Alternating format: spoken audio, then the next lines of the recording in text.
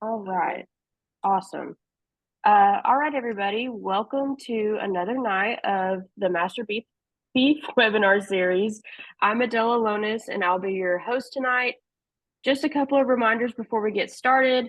You can use the Q&A box to ask questions to me or our speaker tonight, and your attendance is being automatically recorded through our Zoom account, so everyone will receive credit for tonight's webinar. Tonight's speaker is Dr. Zoca, and he is here to talk with us about developing versus purchasing replacement heifers. And we are super excited to have him join us tonight, so I'll let him take the floor. Thanks, Adela. So very briefly for y'all watching here, I'm Saulo Zoca. I'm assistant professor and extension beef cattle specialist with UT. I started on this position in December last year, and I've been running all around the state, been enjoying a lot. I love this state, and I'm originally from Brazil, and the weather here, it's really nice, and it's kind of midterm between Brazil and where I did all my graduate work. So I did my master's at University of Idaho, and then my PhD at South Dakota State. So it's very nice to be in much milder weather. So without further ado, let's start our presentation here, right? That's why you guys are here, and that's what you want to hear me talking about. So Dr. Mason asked me to talk about developing versus purchasing replacement heifers.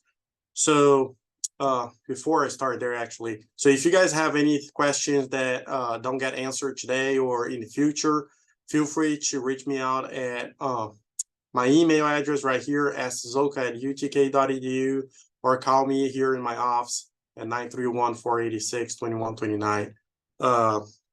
So the way I have structured this presentation is, okay, before we go into the details of advantages versus disadvantages of both developing or buying your replacement heifers, I think it's important to understand heifer developing in general and what are the hallmarks that they need to reach, regardless of if you're buying or developing. They need to do a certain things in order for them to be efficient.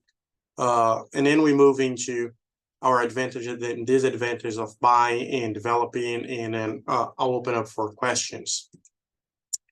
So to start this, let's talk about heifer development, right? And when we talk about heifer development, we're talking about this period here, right? So between the heifers being weaned all the way to then getting pregnant, right? That's the traditional heifer development. But what we have to remember too is that heifer development goes beyond. It goes all the way to those heifers getting pregnant a second time and weaning their first calf. That's when heifer development truly ends.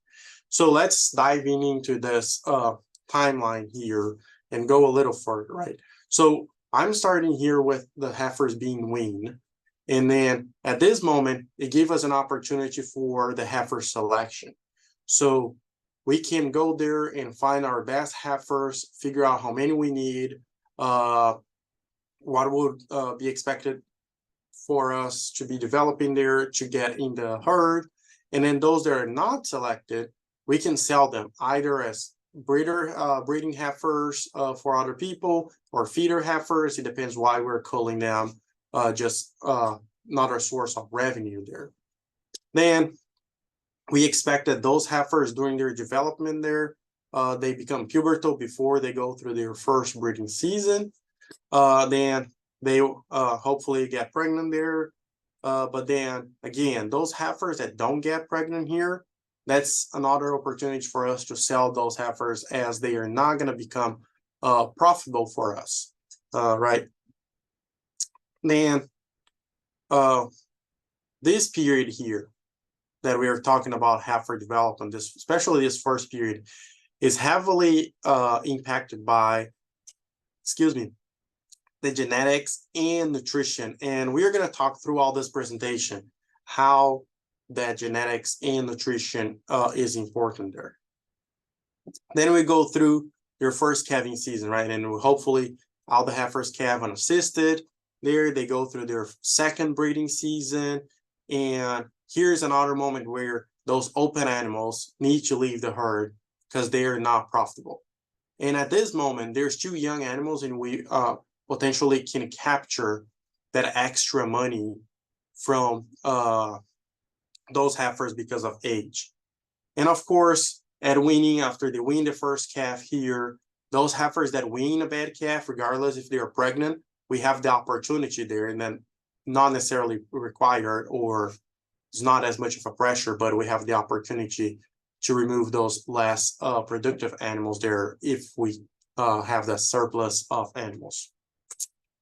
So when we talk about and thinking about that timeline and going further, these are kind of the bullet points here, or what we are expecting for the heifers when you're developing them, right? So we're expecting them to attain puberty before the start of the breeding season. We expect them to conceive early in their first and also subsequent breeding seasons, and we're going to talk about those things. Then we expect those heifers to calve unassisted as 2-year-olds, right? So on their first calving season, and of course later on too as well, but especially in that first calf, that's where most of the calving difficulty will be coming. And then raise that calf, right? All that second breeding, calving, all that while it's still growing, right? So there's a lot that we are asking from those heifers. So let's dive in, and we're going to focus on this first two bullet points here. I'm not going to go much in details. If you guys have questions about this, we can talk a little bit more, but let's focus about these two bullet points here, starting with that attaining puberty before the start of the breeding season. Why that important? So before we go to why that is important, we need to understand what is puberty, right? And the scientific definition there would be that puberty is when ovulation is accompanied by visual signs of estrus and subsequent normal luteal function and lifespan. What does it mean, right? So let's start here. Visual signs of estrus. That it's usually an easier one. So that's when the animals actually show staining estrus. We can visually see it. That's why visual signs of estrus. And on this figure here, and sometimes people misunderstand it. So the one in estrus is actually this 901 here. This one may or may not be in estrus, might be coming in or getting off of estrus, but we know when this one is staining and staining still for the other one to mount her, we know for sure this one is in estrus. Okay, ovulation, it means when we have a follicle here, and if you've never seen an ultrasound picture, so we have the whole ovary here. So this is the ovary here. This is the big corpus luteum, or the luteal tissue here. And then here we have a large follicle here. So ovulation is when this follicle here grows and actually ovulate, releases the egg, and that may be fertilized by a sperm and generate a pregnancy. After that ovulates, it will generate this corpus luteum, which is this structure right here, very pretty here. This is a corpus luteum. So the normal luteal function and lifespan basically means that the estrous cycle is about every 21 days. So they're regularly cycling. The luteal tissue is surviving for a period of time that allows for maternal recognition of pregnancy, which means that it gives enough time for the embryo that is developing in the uterus after fertilization to tell mama, hey, I'm here, don't kill that CL, I want to stay here. So that's kind of that normal luteal function and lifespan is producing enough progesterone to support the development of the embryo, and also stay long enough that the embryo can tell the whole body of the female that it is there, so we can develop the pregnancy. Okay, so before the breeding season, why it's important to have that, right? So first of all, when we look at data from multiple studies, multiple states, there it ranges anywhere from 19 to 100% of the females when they look on those data sets that were actually pubertal before the breeding season. Why is that important? So when they look at the pregnancy success there of those heifers, if they were pubertal before the breeding season, they had better pregnancy rates. And also, if they reached puberty early on, that also helped on those pregnancy rates. And the reason for that is explained here on this bullet point here. So if we compare the first to the third estrous cycle there is about a 21 or up to 21% increase in fertility, meaning that there's a greater chance of those females to getting pregnant if they are on their second, third, fourth cycle compared to that first pubertal cycle. So when we develop our heifers in their pubertal before the breeding season, means that they already cycled once, twice, maybe 3 times, so they are already on that most fertile cycle. And we are looking for here for our heifers to be pubertal around or before the 13-month of age. And next slides, we're going to talk a little bit more why that age is important and why that is our target, right? So that age at puberty that I'm talking about here, what impacts it, right? So going back to the first slide and getting here, genetic is one of the biggest thing, but also nutrition. Both when we're talking about pre-weaning, post-weaning nutrition can have an impact on how or when those females get pregnant. And then also, we're not going to be talking about this, but the prenatal environment, so how we develop those cows while they're pregnant with those heifers can have an impact. So the management we're doing those cows, that's what we call the fetal program. Not going to put a lot of emphasis here. So the genetic or the breed can influence that age and weight at which the heifers will become pubertal. And that means, so if we compare the dairy breeds with the beef breeds, the dairy breeds will attain puberty at an earlier age compared to our beef breeds. If we look at Bos indicus breeds compared to Bos taurus breeds, those indicus will attain puberty at an older age compared to our taurus. So our taurus will become pubertal early. If we look at within our beef breeds, the larger frame breeds usually requires a heavier weight and usually a little bit older when they attain puberty compared to our smaller frame and lighter breeds. We can select for that early puberty. So it's a moderate heritability there at 0.33, 0.4.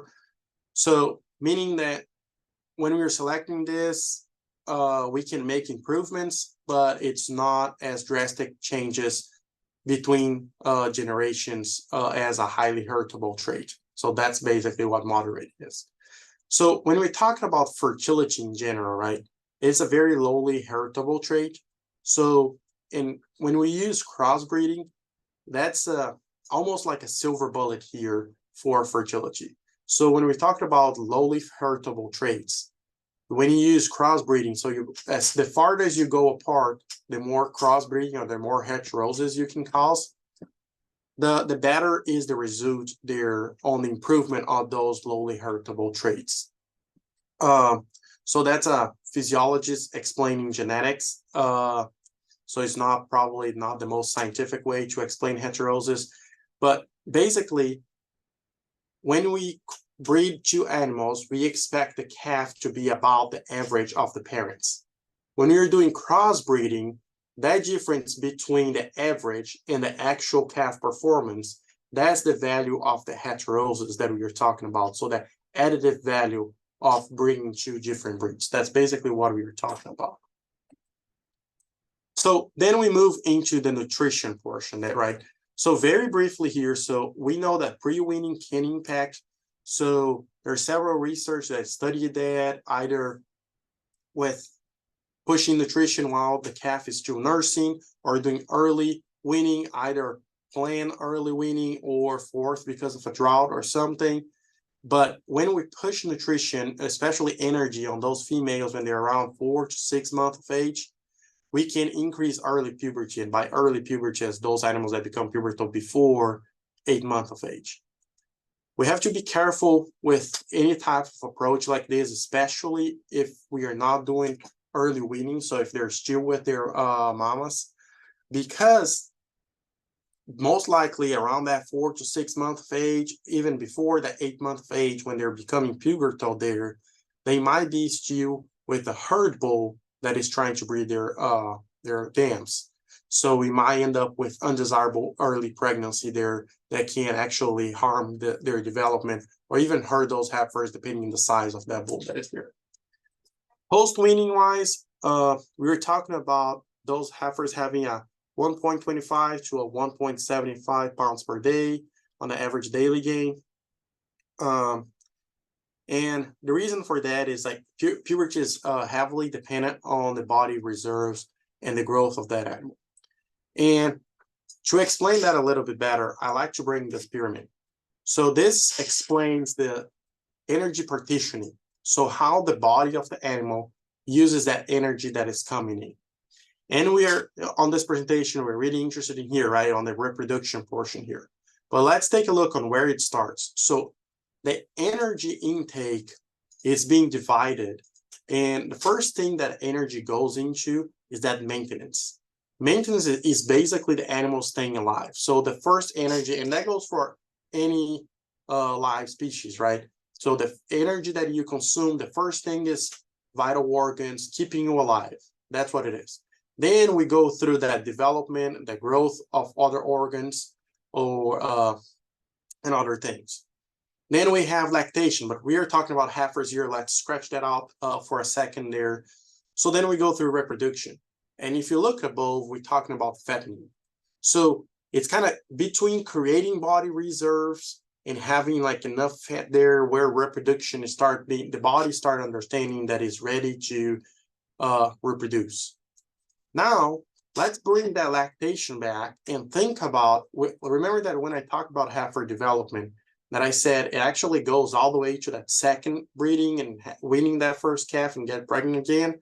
Well, now when we think about that female that just have their first calf, she's still growing, she's still developing there, she still needs to fill all this box. Now we added this lactation and we are expecting them to rebreed. So be very careful with those animals. They have a lot of requirements and they need a lot of energy in order to rebreed. So don't mismanage those animals. That's basically what I'm trying to say here. So a good way to understand there, and it's kind of using the body condition score, it helps us estimate total body fat. Doesn't mean that if they're in a good body condition, very young, that they're going to be pubertal, right? So, but making sure that they're growing properly on a proper body condition, that they're set up to become pubertal at the correct age early on around that 13 month of age. So again, we are talking about here, we want those heifers pubertal 13 month of age or before that. The reason for that is we are trying to breed them around that 13 to 15 month of age, right? That's when we're exposing them to artificial insemination, exposing them to the bulls. That's around the time we are trying to breed them. So we want them to be pubertal around that age.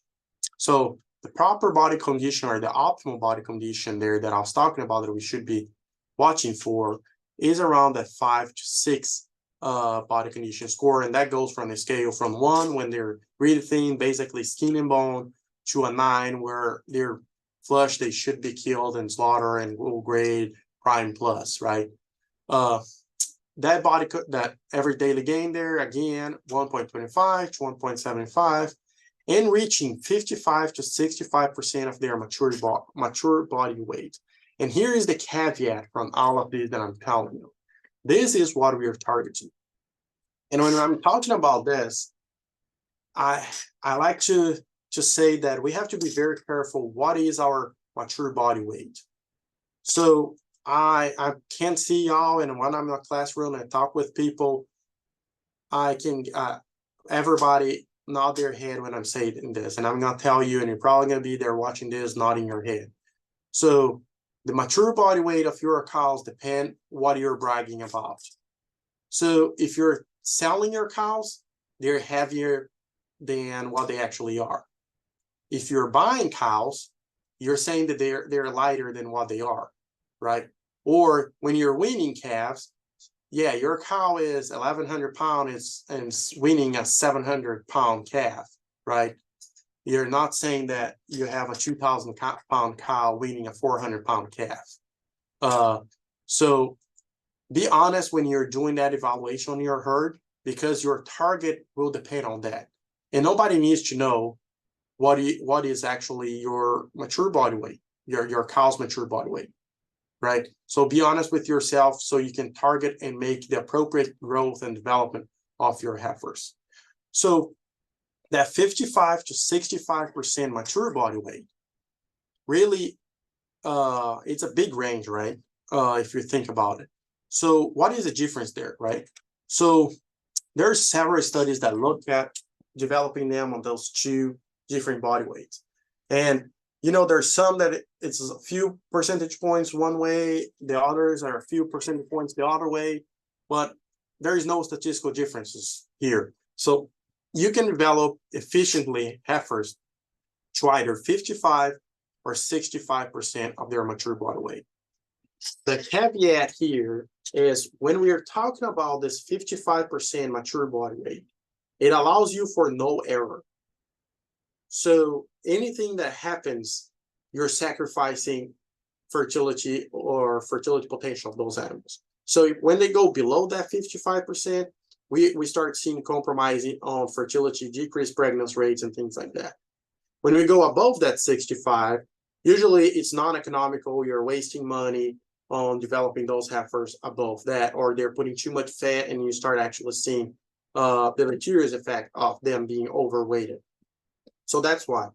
So what I usually like to say about this on the target weight there is shoot for the middle, shoot for like 60%.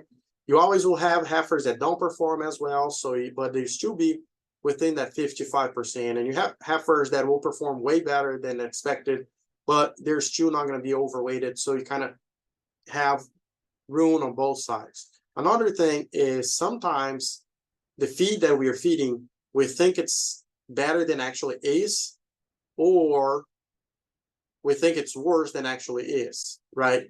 So if it's worse than actually is, what we're thinking, if we're targeting for the 60, we still may hit that 55.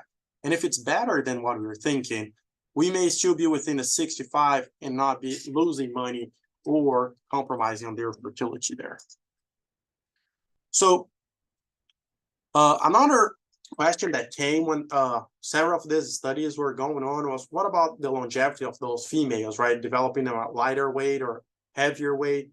And this one study here did not see any difference. They followed those heifers all the way to their 5th calf, and they saw no difference on the longevity of those females that were developed to 55 or 65% of their mature weight.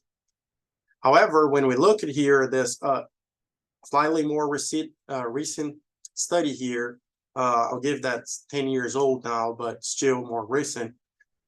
Those lightweight heifers, if they were restricted post-breeding, now you start seeing some impact on retention them to that 5 years and later. So as I said, the 55% allows you no room for errors. So you have to be very, very on top of your heifers in order to be consistently developing them at 55 and being successful, consistently successful. That's kind of what I'm trying to say. And another important point is this last bullet point here. Remember, regardless if you're developing them to 55 or 65%, they still need to grow from breeding to calving, and they need to reach that 85 to 90% when they're about 2 years old or when they're calving. So, okay, so let's move a little farther here, right? And I told you that conceiving early in the first and subsequent breeding season is another important thing for heifers, and you might be wondering why, right? So I like to bring this, and if you watch any of my other presentations, if you've been with me anywhere else, you've seen me show this. That's how important calving early, breeding early and calving early is to efficiency of our industry. So in this figure here, so this study, what they did is they got all the heifers that calve. So they're not looking at pregnancy rate or anything. They got all the pregnant heifers and evaluated when they calve. So they separate them or just look at the numbers, right? If they calve early, so on the first 21 days of the calving season, and then after so 23 days and later of the calving season. And they follow those animals. The animals didn't change groups. They just look at how they did on their first calving season and follow to see when they leave the herd. And on average, those heifers that calve early, they stay longer and produce on average an extra calf. So there is already an advantage there, right? Pushing those heifers to be pubertal so they can actually get pregnant early, and they will produce an extra calf and stay longer in the herd, which is already a benefit. But not only that, when they look at the average weaning weight for those heifers or those cows later on, so here we have number of calf, so first calf, second calf, and so on. And here we have average weaning weight. Here it is in kilograms, so basically multiply by 2 here and you get a rough idea of pounds. And there's no surprising here, okay? So if we look at here on the first calf, and here they separate an average first 21 days, second 21 days, and then 43 days and older. And there's no magic about 21, right? So if you remember, the estrous cycle is about 21 days. And I mentioned that when I talked about puberty. Every 21 days, the female cycle. So basically what they're looking into is females that get pregnant in the first cycle, the second cycle, or later, right? So when we separate like that, there is about 21 days difference between these calves. So it's not surprising, the difference. But the animals are not shifting between groups, you're just following them throughout their productive life. Those females that calve early on the first 21 days on their first calving season wean heavier calves all the way through their sixth calf. So not only they're producing an extra calf, they stay longer on the herd, they wean more pounds of calf all the way through their sixth calf. So they're heavily or highly more profitable for you when we can shift those females that way. So what is going on here is what I'm calling here a virtual cycle. And I know most people have heard of vicious cycle. That is when one bad thing happens that leads to another bad thing, that leads to another bad thing, and it keeps going on and bad and getting worse and worse. A virtual cycle is basically the opposite. When we do one good thing, that leads us to another good thing, that leads to another good thing, and you keep going back. So what's going on here, right? So what is this virtual cycle? So we got our heifers born early. Those heifers are born early, they have better pregnancy rate. When they have, and not only they have better pregnancy rate, they have more of them getting pregnant early or on those first 21 days of pregnancy. Meaning that now they're going to calve early next season on their first calf. Well, they're calving early, so their calf are born early. And they keep feeding back, right? So we keep increasing the number and keep getting better and better and better results. So that's how this is a virtual cycle. Okay. So what about how do we evaluate the reproductive potential of those heifers, right? And I don't know if you can really see this. I really like this picture, as we can have heifers that are very from the same herd or very similar genetics, but very different frame size. And remember I was talking about mature weight? Yeah, the mature weight of this one will be way different than this one, right? Just from the genetic potential there.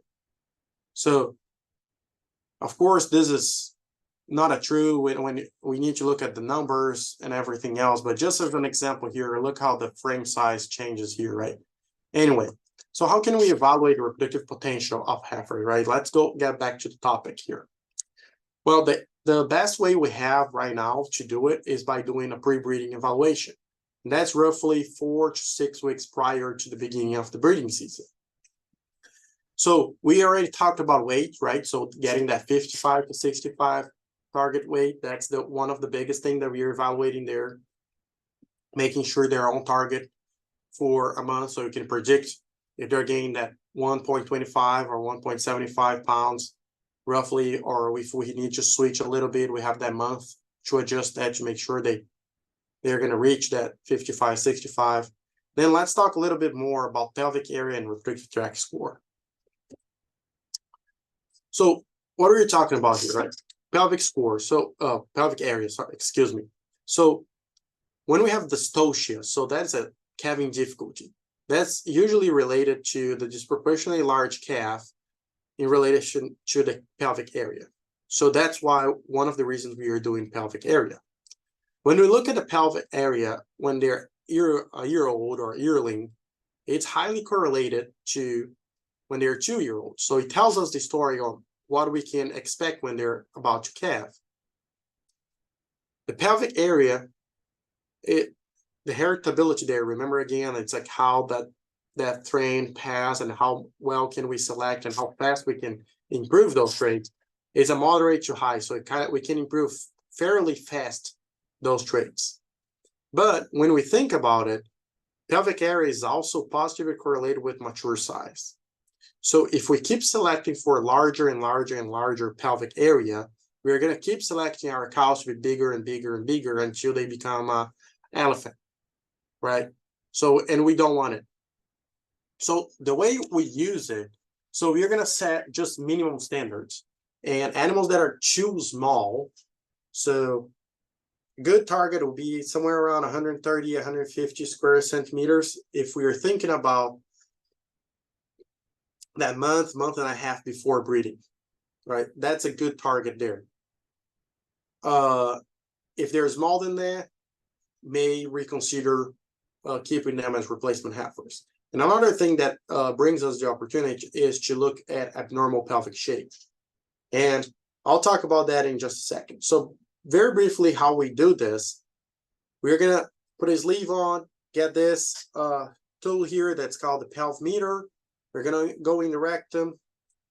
We're going to open it and measure the height. And then we're going to close it, flip sideways, and you're going to measure the width.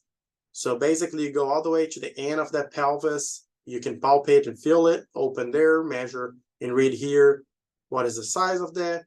Close it. Be careful when you're closing so you're not pinching the rectum there. And you want to flip sideways and measure the widest portion here of this pelvis. That's how we do it. And when we're talking about abnormal shape, this is what I'm saying. So we expect that the pelvis is slightly higher than wider. So if that pelvis is wider than higher, that's when we can go into problem when the female is calving. Just thinking about how the calf is positioned when it's being born, right? And that the shape of the thorax of that calf, it is about like this, right? This shape. So if the pelvis here is shaped like this, now either the calf needs to come sideways, or you need to go there and flip that calf sideways in order to pull it out. So that's why it's important to consider that those abnormal shapes as non-breeding animals. Now moving forward to the reproductive tract score. So with this, what we are evaluating is we're evaluating the uterus there and looking at the diameter of the horns, and also evaluating the ovary and the ovarian structures. Like I said before, there's an ultrasound picture where we have the corpus luteum and the follicle there. Here's another follicle here, several follicles, all this little blister-like things. They're follicles, and then this big structure here or this big structure here, that's what a CL is. So the reproductive tract score runs from a 1 through 5. So 1 is an immature tract, infantile, small tract, no tone, and there's nothing going on in the ovary. So there's no follicles showing up. Then they start further developing. As the animal matures, that uterus and ovaries start maturing. You start being able to see some follicular activities there. We still have no tone, and the uterus is a little bit larger, and the uterus continue increase. You start getting more tone there, all the way to get erect is very, very with a lot of tone there. And you can palpate or visualize, if you're using ultrasound, those large follicles and or the presence of that CL. Why is it important, right? So let's look at this data set right here. So they did reproductive tract score there of those heifers. This is a 2009 data there, or paper. When they look at it, their first breeding season here, pregnancy for AI. Look how scattered those are, almost like a straight line here, linear growth here, or on pregnancy rate. Meaning that those more that animals that had a more developed reproductive tract did better, performed better. If you remember a few slides ago when we were talking with you, and I said those females that are pubertal before the breeding season, they have better pregnancy rates. Here it is, 4 and 5. Those females, it take the first estrous cycle or the first pubertal cycle is not as fertile as the second or third cycle, and there's an increase up to 21% of fertility when you compare the first and third cycle. Well, those females that are not pubertal at the beginning of the breeding season, now they're going to become pubertal during the breeding season, and they will not have, or they'll have their fertile cycle later on. So we see that those that are pubertal have better pregnancy rates, final pregnancy rate, AI or breed early compared to those that last mature or not pubertal yet. If you're not confident, and that goes all the way through their second breeding season. When we look here, look at here, those calves, those first calvers, they show that if they were pubertal or on a more advanced uterine or reproductive tract, when they're heifers, they still perform better when they're first calvers. Some of this probably goes back to, okay, we have more of them calving early. There's more of them, they have more better opportunity there, and goes back to some of the previous slide as well. Okay, if you're not convinced with one study, here's a Missouri data from developing heifers from 2010 to 2014, almost 19,000 heifers there. Yes, there's not a whole lot of heifers that will be on that 1 and 2 when you develop them properly. And that's what they're showing here too. But those heifers that are on this category here, 1 and 2, when you look at fixed time AI, so that first breeding, they perform worse compared to that 3, 4, and 5. Another data, now it's from Georgia here, or from their heifer development program. Again, if you look here, 3, 4s, and 5s, the majority of their animals are on that population. Once, this is final pregnancy rates now, not AI. Look at here, 55% compared to over 80%, almost 90% there. So those last developed heifers at the beginning of the breeding season will have poor performance. So what we are looking for is about 50% of our heifers to be around that 4 to 5 reproductive tract score. So if we have that at the beginning of our breeding season, we are set for a good start. If we have a lot of heifers, or any of the heifers, to be very honest, that are on that reproductive tract score 1 prior to the breeding season, especially if you're about that 4 to 6 week range, the chance of them breeding is very small. And the chance of them breeding early, it's even smaller. So then, if they breed, they may get out of the herd early, so it might not be the best investment. I did not talk about this, but on average, it takes about 3 to 5 calves for a female to pay her hearing cost or her development cost. So those heifers that have reproductive tract score 1 that may leave as first or second calf, when they have their first or second calf, they might leave a bill when they're leaving. So they're not economical, or they're less economical. So those are some of the reasons why it would be better if we don't try to breed them if you have the opportunity. Okay, that's some of my recommendations or advice based on what we know about those females. Another good reason, or another good thing that we can get from doing reproductive tract score, is we can identify those females of normal tract. Especially, we're talking here about those free margin females that may be there. So, okay, I think I've been talking about for maybe 40 minutes here, and the topic of this presentation is, do I develop or do I purchase my replacement heifers, right? And if I could see y'all, I'm pretty sure y'all are shaking your heads and agreeing with that, right? And let's dive into this topic now, right?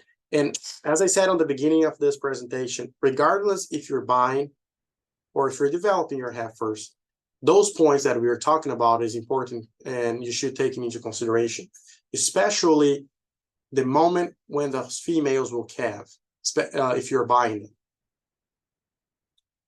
With buying, and you're going to talk more about that, it gives you an opportunity to choose what you're buying and when you want your replacements to be calving, right? So we have several scenarios here, right? If we think about our calf crop, we can either market all of our calves, which means we have to buy our replacement females, or we can retain our heifers, and then we have two options there, right? So we can develop on the farm, or we can send to a custom developer. And this is the first time on this presentation I'm talking about this, right? And like we have here in Lewisburg at M-Track Lewisburg, we have a heifer development program. So if you think that's a good option for you, I encourage you to look into it, and we can visit more about that. Stocker, so either develop your heifers and pick which ones you're going to do, or you just market them all as feeder calves, right? So, okay, so what are the advantages? We already talked about developing your own heifers here, all the benefit or all the traits and everything you're looking into. So what are the advantages there, right? So known genetics, that's the biggest one, okay, in my opinion there. So we can control the heifer selection from our cow herd. We know our cow herd. We know what we have at home. We can select the heifers based on how their mount, how their dam perform, how they perform. We potentially can know their numbers. So there's that benefit. We can select bulls that complement the genetic of those heifers. And because we know so closely our genetics, we know what bulls would perform better with our herd, and we can keep improving the genetic of our herd that way. Known management, it's another good thing there. We know how we're managing those cows while they're pregnant. So we kind of, willing or not willing, we're controlling that fetal programming. So either doing good or bad, we know how our cows were developed during that pregnancy. Pre and post weaning nutrition, again, we can control there. And then cost, right? And I have a question mark there on purpose. So it may or may not be an advantage. And that's where it really depends on scenario, on market, and we're going to continue to visit about that cost. What will be some of these advantages, right, of developing your own heifer? Okay, selection pressure. What is selection pressure? And so it's related to the number of heifers that you're selecting from your calf crop. So let me see. Hey, Adela, can you see what I'm drawing here? If you don't mind opening. Yes. Yeah. Okay, did it disappear? It did disappear. Okay, so let me see.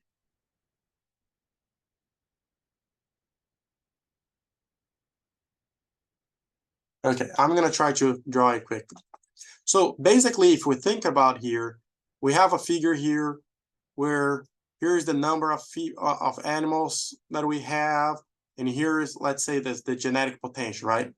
Going that way. So I'll put it here again, the figure. So this is how our calf distribution would be. So the ones on the left side of this curve will be the poor performing. The one on the right side will be the high performing.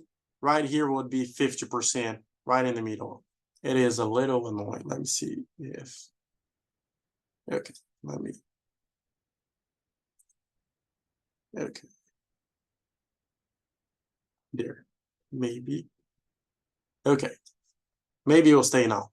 Okay, there we go. So I have 50% right here in the middle. As I said, genetic getting better that way. Here's number of female or animals born. So most of our animals will be on the average genetic there.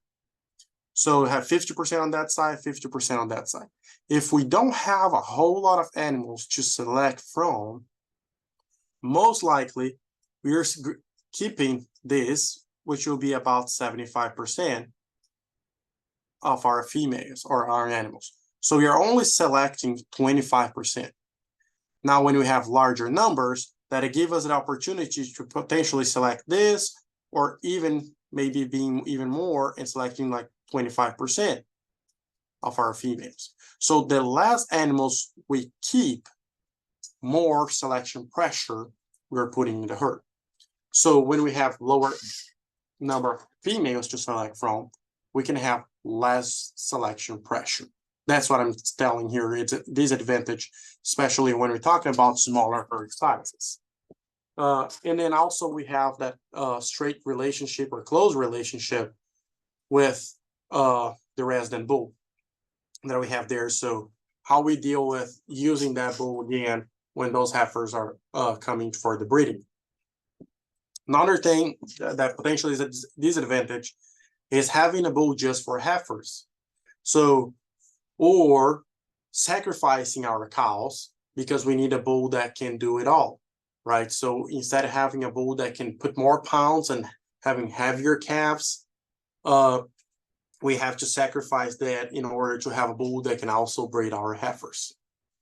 Another disadvantage there is if we are doing a proper heifer development, we almost always have to set a heifer management area where we can actually feed those heifers and get them proper nutrition so they can develop and be ready in pubertal before the next breeding season. And again, the cost with a question mark. So it may be more or less expensive to raise your heifers compared to buying it. It really depends on the scenario and how much you're inputting there. Okay, what about buying, right? Purchasing your heifers. I came across this. It's a very recent publication from Chris Boyer. He's with UT on the economic department there.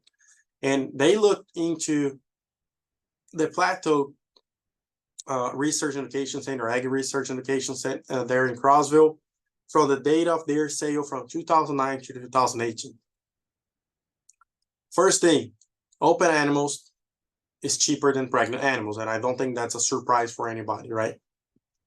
So what they find out from this data set is females around 4 to 5 years of age, they're the most expensive animals to buy, or they're most expensive animals to sell, right? It depends who you are.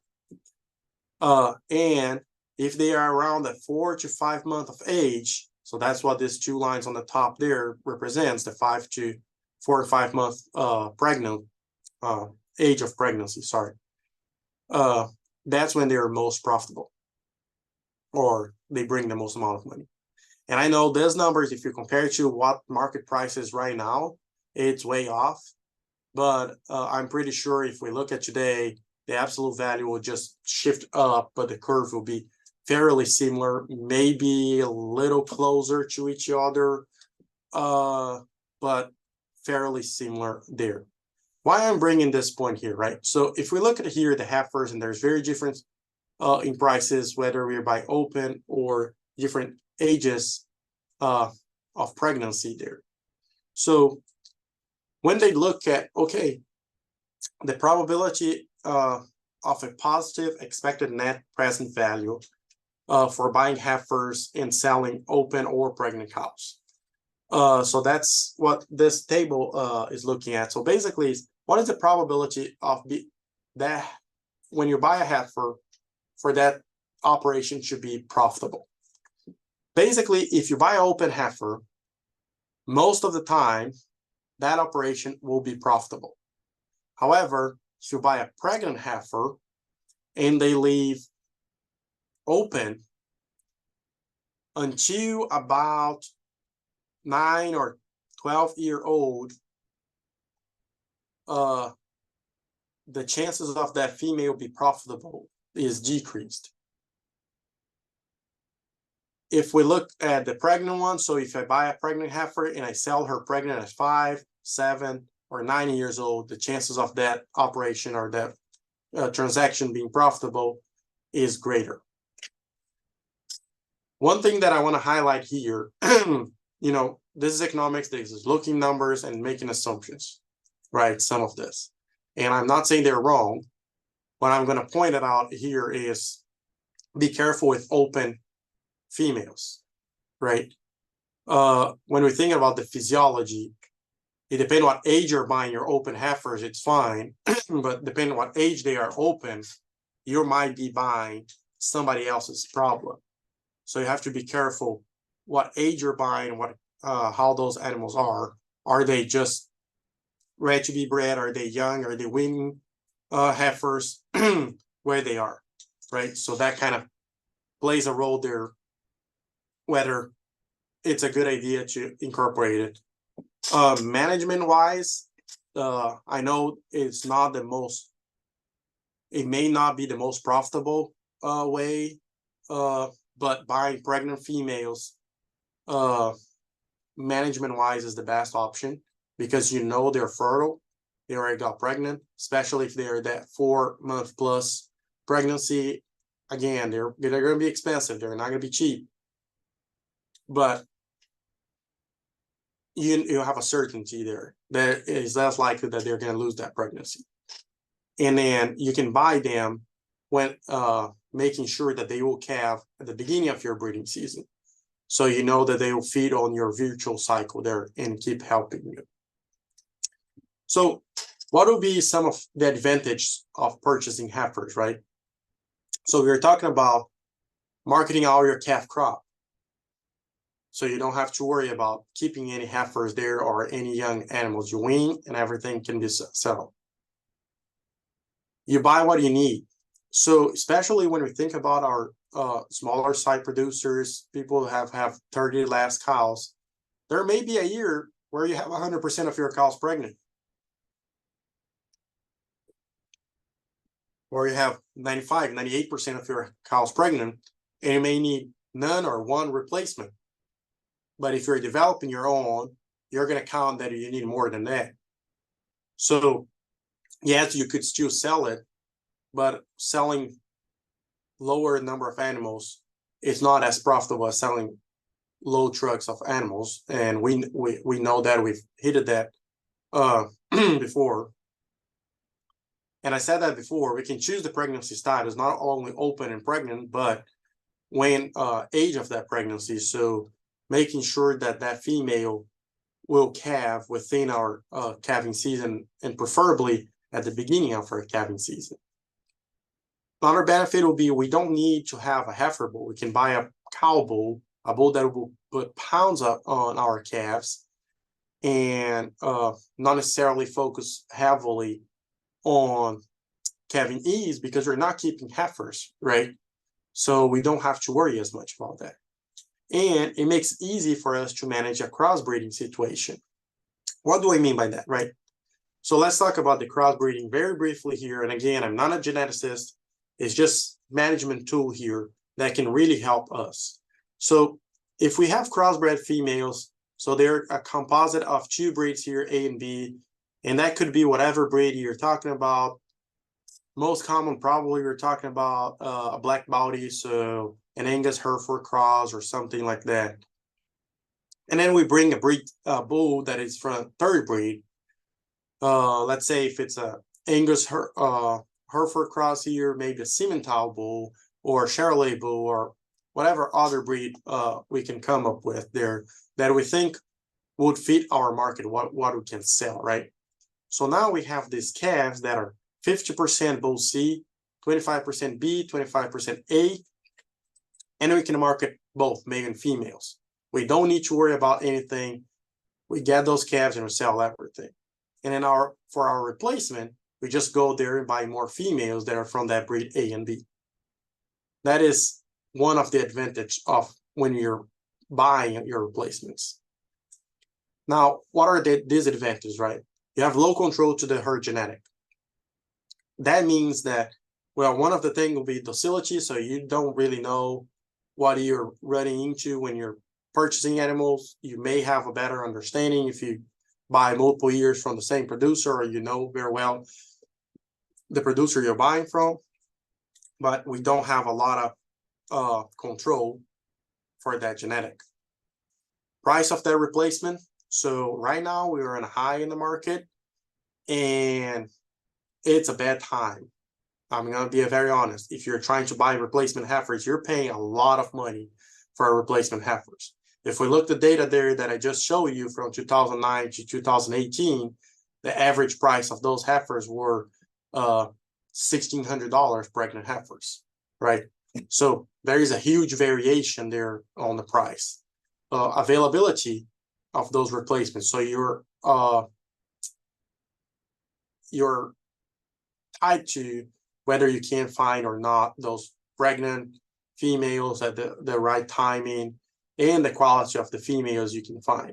So those are some of the disadvantages there when you're in a system where you're buying your replacement heifers, is finding those females that will fit into your operation and what you want to continue doing a good job there.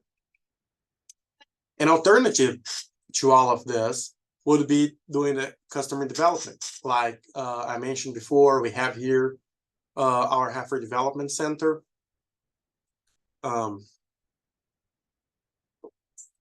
Excuse me.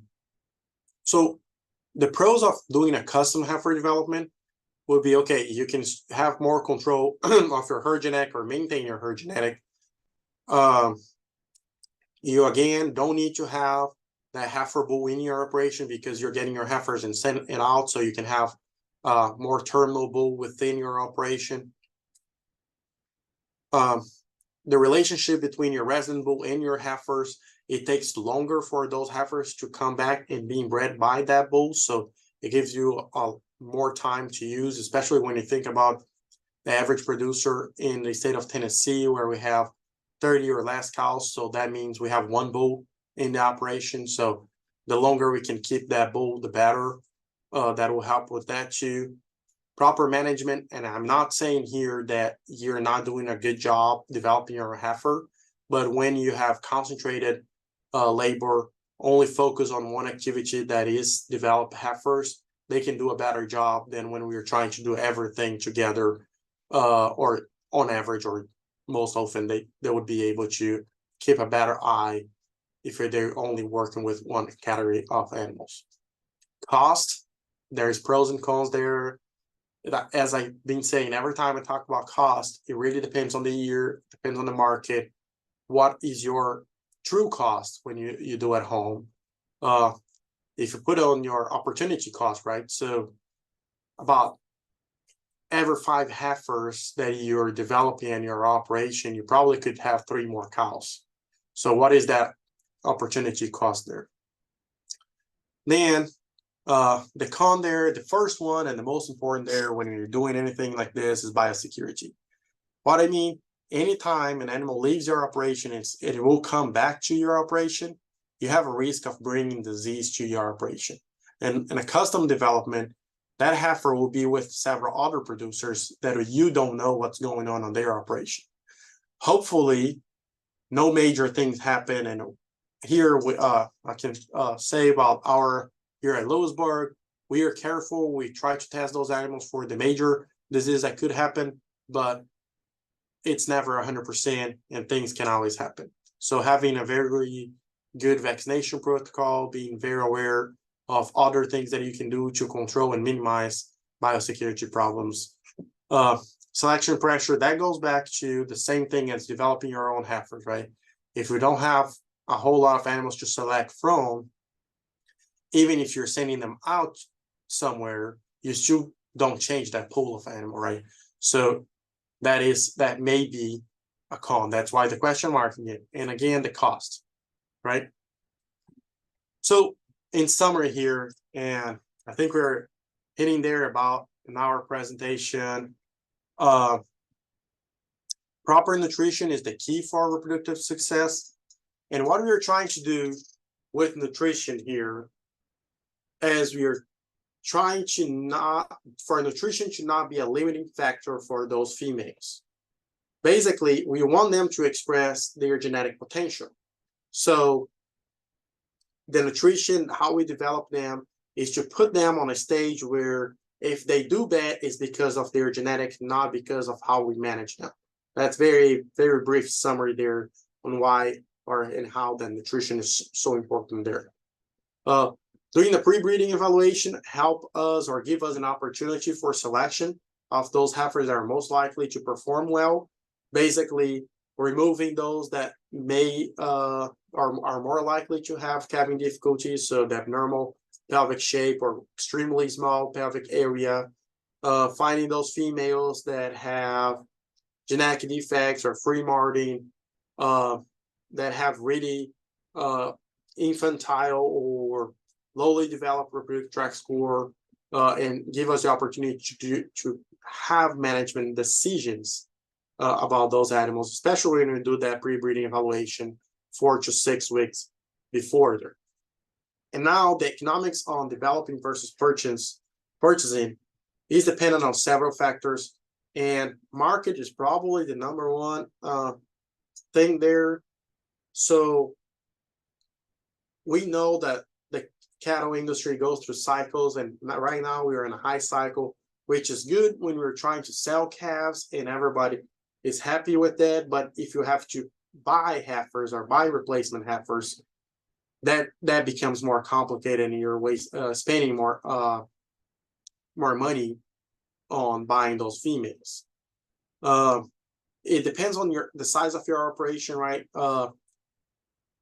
In my understanding here, the smaller the size of the operation, the more advantageous would be to buy your replacement versus develop your own replacement, so you can take advantage of lot load size by selling out your calves. You can buy heifers from crossbred heifer already, and you don't have to worry about how you're going to manage that crossbreeding. Help you to have bulls that are more terminal, so you can actually put even more pounds on your calves. You can have more cows in your herd because you're not trying to develop heifers. Do you have the area available for heifer development, or can you set up area available? That's another thing that you need to be thinking about, whether developing or buying a heifer will be feasible and economical for your operation. And what are the feed resources? The heifers and then the first calvers, they require extra attention. They require extra nutrition. So what do you have available? Can you deliver? Can you do that properly, where you're maximizing and optimizing their development and harvesting the best you can harvest from your operation, from your resources, best utilizing your resources. So with that, I just want to finish here with one more thing here. We do have our field day going on the October 20th here in the Middle Tennessee Research Education Center in Lewisburg. This is the focus on heifer development. So you're going to hear Dr. Strickland, Dr. Rowan, Dr. Mason, and myself talking about heifer development from genetics, health, nutrition, and breeding. I promise I'll try to do a presentation different than what I did today for y'all. And then we do have a pre-registration going on. So this is the link there. If you go to our Lewisburg, Tennessee.edu, you can find our pre-registration, registration, the full schedule, the address for the Lewisburg research station there. And that's it. If you guys have any questions, feel free to send me an email or call me about the heifer development field day, or about this presentation, or anything else related to reproduction. I know Dr. Strickland talked with y'all on Tuesday about bulls, but I also I'm really passionate about the bull side. So if you guys have questions, I'm also available for that. Not trying to take anything away from Dr. Strickland, but please let me know if I can help you. Again, I'm housed at the Middle Tennessee Research Station, so I'm actually in Spring Hill. That's why I'm doing this webinar from my office here. So if you're on this Middle Tennessee area, I'd love to go visit your operation. But if you're east or west, it's also not a big deal. I can go there. With that, I'll open for any questions. I don't see any questions pop up yet. Adela, do you have any questions for me so far? I don't see any on there either, so feel free to pop in some questions, you guys. There's no questions. I either did a really good job or you guys did not understand what I said. Okay, I have one popping up here on Q&A. Okay, we breed heifers at 13-month age. Yep, that's within that target range there that we were talking about, right? So that's a good thing. And is that how you guys doing? And are you getting good pregnancy rates, or are you just putting the bulls out with them? There you go. That's basically what we were preaching here, right? So you win them and make sure that they're developed well, they were well fed, uh and they breed. And I ask you if you do bulls or AI, but it really doesn't. To be very honest, it doesn't really matter the way you breed them as long as they get pregnant and you put a good bull there that can do the job and get them pregnant early, right? So they can calve early and stay on the cycle that we were talking about. So Callie Smith asked here, do you sell or auction your developed heifers to the public? So it varies a little bit year to year, but I'll tell you, we are planning on having a sale for our heifers this year. So our fall heifers will have a sale, and we don't have a date set yet, but we were just visiting about that today, and roughly sometime in June, that's when we're planning to sell our heifers. So they will be somewhere around 5-6 months pregnant.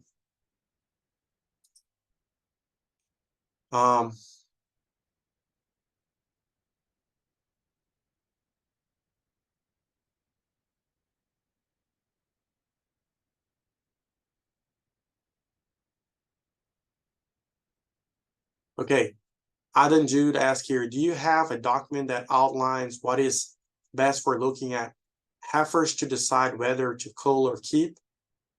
Would like to have something to hand of it, plus it is a good reminder of what to be looking for.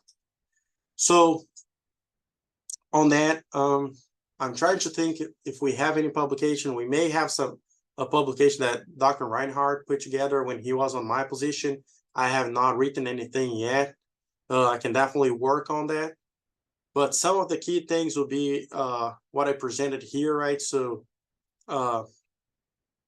target weight, so making sure you're hitting your target weight there, about a 1.25 to 1.75 every daily gains, kind of ballpark there of a good estimate. Target growth, that's what I'm saying.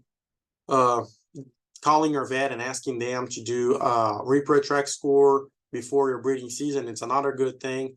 And your vet should be able to come in and either palpate or ultrasound your heifers and do that for you.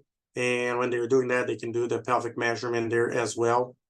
And again, I can't stress enough on be careful with the pelvic area. Really, what we are trying to do is remove these really small pelvic areas. We're not trying to select for larger pelvic areas, if that makes sense. Those are two different things there. Because we don't want cows getting too big. We are probably looking for that more moderate size. I hope I answer your question, Adam. So Crystal Bowers asked again, we keep bulls on them for 65 days. Is this good? I think that's about the perfect timing to do that, about 65-day breeding season. That means they will probably calve within about 80 days. I think that's the really good breeding season length. Up to about a 70-75 day. I think that's kind of the optimum there, so we can have a tight calving season there and really optimize that cycle, getting them calving early and breeding early.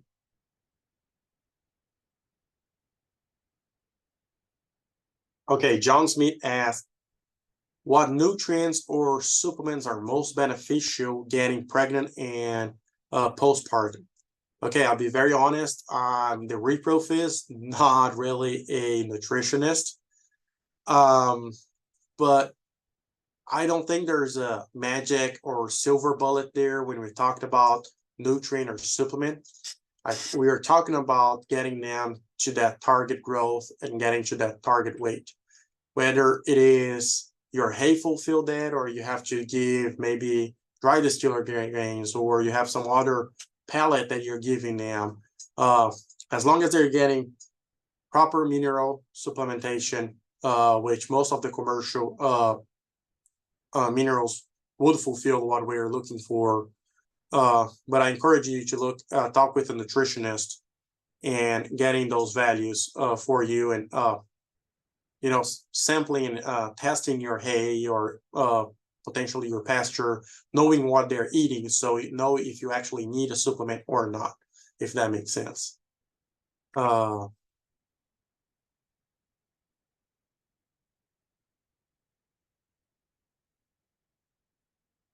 Joseph asked here, okay, I'm not going to try to say your last name. I apologize. We keep all promising looking heifers and put the bulls with them for 30 days. Bred check after another 35, and anything not bred is marketed. That's also a good strategy there. It's a very intense selection there. But if you can fulfill your replacement needs, that's a good strategy. One thing that I would add to there, if you're saying promising looking, so you're probably doing some selection, right? So one of the biggest things there is not all heifers should be cows. I'll tell you that. So making sure you do some selection for your heifers before you actually try to breed them. So just getting pregnant is not full selection, right? It is important portion there, getting pregnant early. So that 30-day that you're talking about, that I think that's really needed and putting a lot of pressure on the fertility side of those heifers, but making sure they have good structure, they have maternal ability. If you have the opportunity to look at their numbers, even if it's parental averages or things like that, that also would help on some of the selection before you're putting the money on developing them, right? But that way, and another thing, that's a really neat situation that Joseph brought up. You can still capture that feeder calf value because they're still super young, right? So that brings another source of revenue without sacrificing your herd. So that's very neat.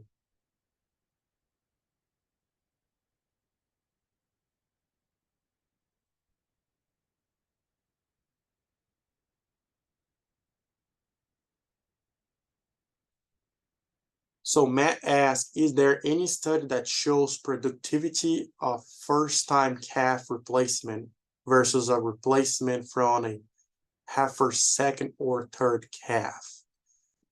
I'm not 100% sure I follow the question, Matt, but I'll try to answer the way I understand it. So you're asking me if I look at the weaned calves from a heifer compared to if my replacement, I buy that heifer or the second calf heifer or the first calver or a third calver, right? So we know that as the cow mature, the weaning weight goes up. And you can look at the figure, and we can go back here. Let me see if we can go back to my slides. If we go back,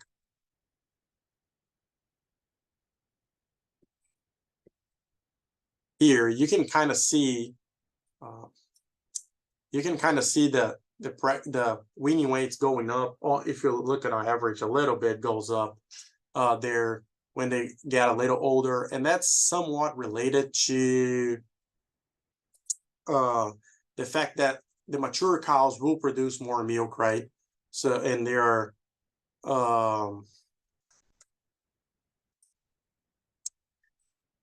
and these cows are, oh, sorry, I lost my thought here. The cows are mature, they're full grown, they're producing, they're not trying to grow, so they can put more towards a calf. There's no limitations on nutrient environment, animal size, and things like that. I hope that that's kind of what you're looking for on answers there.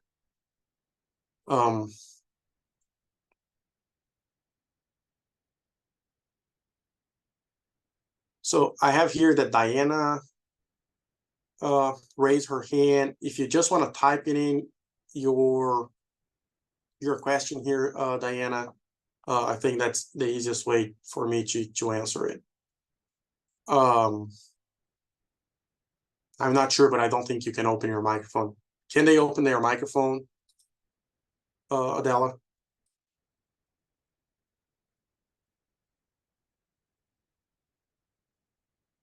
Well, we're going to keep going here. So what about AI in heifers? Do you have any information or notes such as bringing them in versus allowing them to come in naturally? Any tools to help with catching the heifers in heat to not miss the cycle? So great question, Justin. So several of the studies that I was showing, they do breed by AI. We do breed them by AI on our heifer development here. And then I think it's a great tool, especially when we think about genetic improvement of those animals. So you get technically your heifer is your best genetic, right? If you're doing things right, your heifer is supposed to be your best genetic. So then you bring a bull that can be even better genetic there to keep to put on your heifer if you're keeping replacements. Then you can have even better genetics coming in and you're keeping that genetic improvement there. So that's where buying your replacement can be a little tricky there on that control of the genetic. That's where I was saying that you lose a little bit in there when you're buying your replacements. So we have several synchronization protocols. Let's see here. I might be able to do this. Okay. So I hope, can you see my screen here again, Adela? Yes, we can see it. Okay, so Jesse, if you're talking about doing the AI here, you can go to the Beef Repro Task Force website, which is this beefrepro.org right here. And every year they will release the protocols that this group recommend for our cattle. Most of our semen companies will have this sheet printed on the back of their science summaries that you can find there too. That's where that comes from. So it's a group of scientists, reproductive physiologists that get together, look at the literature, everything we know about this estrus synchronization, and they figure out the protocols that are consistent and give good results. So any of these protocols actually would work in heifers. So that's what they are. This is a heifer sheet. So you can do the heat detection AI. So you do the synchronization, do the heat detection, and do a cleanup AI, or just continue doing there until all your heifers show heat. But the cleanup timed AI is probably the easiest and more management friendly there. You can do fixed timed AI straight. So there's synchronization protocols down here where you can use. So several drugs, and you can go as simple as giving a shot of prostaglandin. There, you know, that's what this PG stands for, prostaglandin. And that prostaglandin from the cyclic animals, about 60% will show heat. So that means, because that's the percentage of them is that are on a portion of the estrous cycle that can respond to that prostaglandin. So from tools there, I really like Astrotech patches for that helps a lot. There are other options that have been used in the past, like vasectomized bulls, deviated bulls, but I think the way the industry is and how we are going to, I think the Astrotech patches are really, really good tool to add there, and then go there and heat detect as well.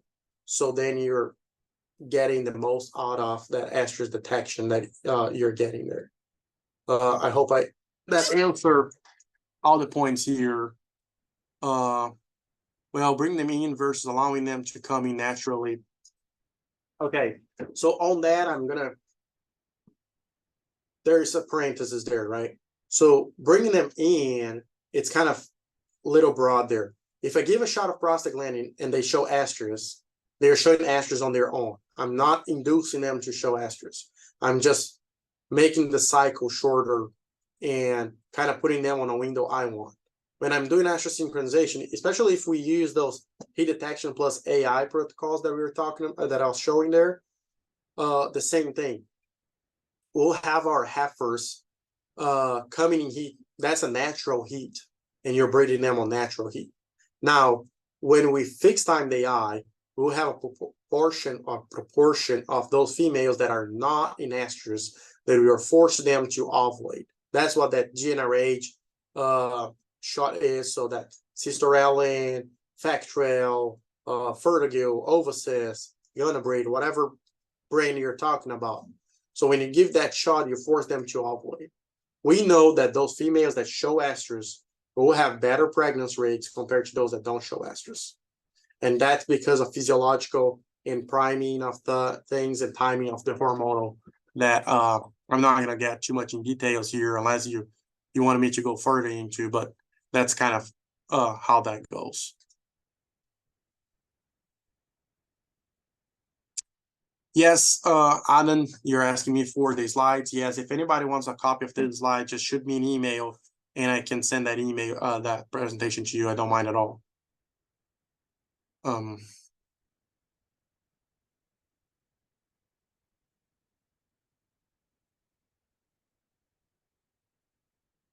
So Doug asked here, shouldn't your first thing to consider when selecting heifers to keep in herd would be to keep heifers from your top producing cows?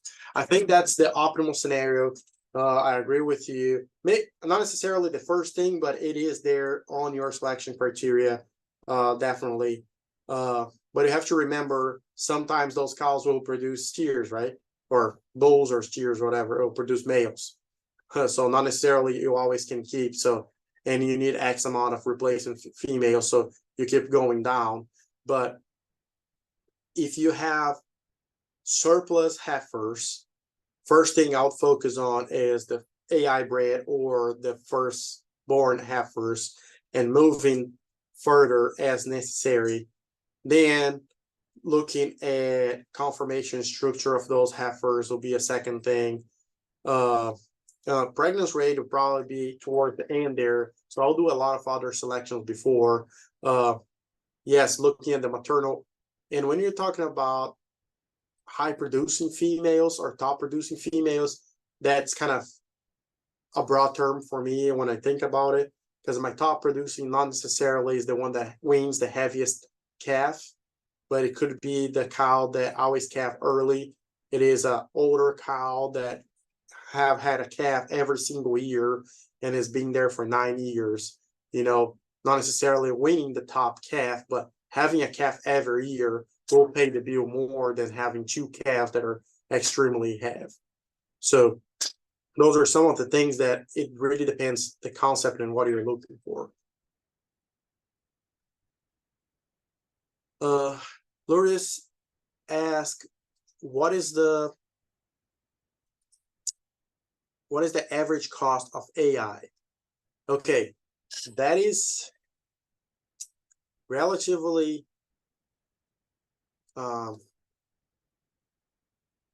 it's not very constant. I think that's the best way to put it there. So it can vary a lot. That's basically there is a lot of variation.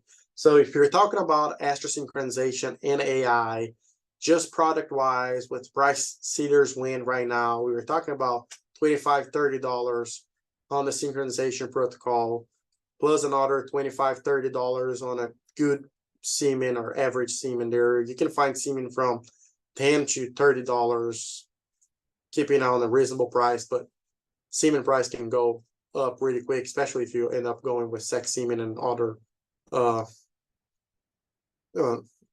high-end genetics or bulls that have died and are top genetics for several reasons there. Then you have to figure out, so then labor costs, and it varies a lot between place to place. Running them through the chute, whether how much it costs for you, who is breeding those, are you breeding them, or are you paying somebody to breed? Paying somebody can run from $5 to $20 a head. It really depends how many animals, where you are. Is a veterinarian, or is a technician, who is breeding your cows. So that cost is very variable, and it really depends on operation to operation.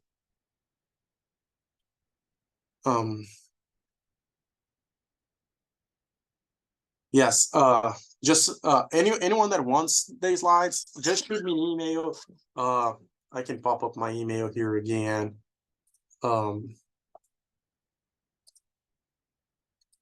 There.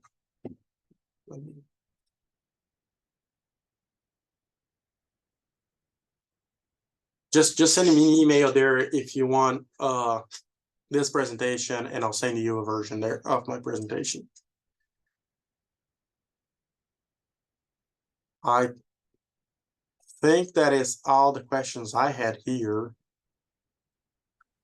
Yep, that's all the questions, I think. So anybody else, any other questions, burning questions? And if I didn't answer your question well, again, shoot me an email, call my office, call me. We can talk and visit more about anything repro wise. Sorry, Adela. no, you're good. You're good. Yeah, if you want to get in contact with Dr. Zoca, his contact information is there. And thank you for tuning in to the final night of the webinar series. We really appreciate everyone's patience and participation this month. Thanks again to Dr. Zoca for logging on. And if you have any questions, like we said, reach out to him or Dr. Mason, Mallory, or your county agent, and we'll get those answered. So hope everyone has a great night.